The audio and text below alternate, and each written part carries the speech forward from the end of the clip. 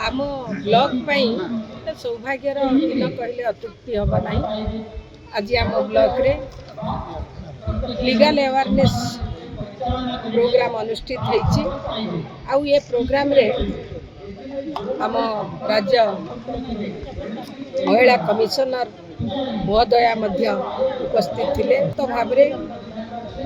मु एठी doctor B R. Ambedkar को मने पकेबी जे हमर संविधान प्रणयन करथिले। से दिन से संविधान प्रणयन करी आमे समस्ते ए समाज रा जाति धर्म वर्ण निर्विशेष रे धनी गरीब महिला पुरुष समान अधिकार रे बसवास करिबा बा बंचिबा निहाती आवश्यक से कथा संविधान रे उल्लेख करथिले। हमर प्रत्येक ब्लॉक रे महिला आयोग तरफ आईन सचेतनता कार्यक्रम चली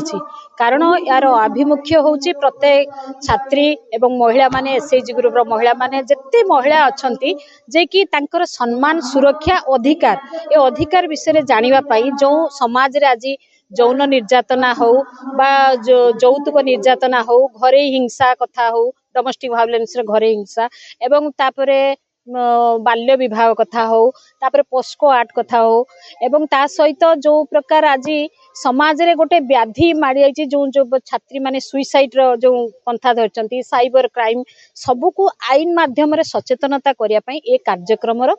रूपरेखा दिया जाइछि। सेति पई प्रत्येक ब्लॉक रे महिला आयोग तरफ जो प्रत्येक मास आमर गोटे कैंप कोट होछि जो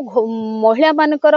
माने जो प्रकार निर्यातना माध्यम रे महिला कमिशन को जाउचंती आपनकर पिटिशन दरखास्त दउचंती ते प्रति मास आमे कैंप कोट माध्यम रे आमे सतर्क रहिछु सजाग रहिछु तांकर आवेदन को सुनी कि एटी मध्य गोटे वैवाहिक जीवन को आमे केमती तार संपर्क जोड़िया पाई ए व्यवस्था आमे तांको द्वार मुह को आसुछु। प्रत्येक जिला प्रत्येक मास रे एक कैंप कोट शिविर अदालत माध्यम रे मध्य सेमान को से सुनानी माध्यम रे तांकर परिवार को केमती जोड़ीबार व्यवस्था मध्य करा जाउची। आ प्रत्येक आईन रो सचेतनता शिविर माध्यम रे जे सेमाने तांकर राइट्स तांकर अधिकार को जानिया पाई को आईन रे जेमती साइबर क्राइम रे को प्रकार एटी सचेतन करा केम जानिबा कथा केमती हमरो इंडिया रे नंबर जेमती 91 केमती 92 को केमती उठेबा नै केमती क्राइम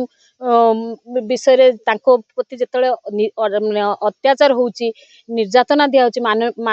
शारीरिक मानसिक यौन निर्यातना जो जो जगह रे होउची सेक्सुअल हेरासमेंट भी होउचंती तांको के असभ्य अश्लील भाषा रे गाली गुलो जो किंतु से माने चुप रही जाउचंती जानि पारु नाहंती ता पई को प्रावधान अछि से विषय रे एवं महिला डेस्क वर्तमान खोला जाइछि पुलिस थाना रे।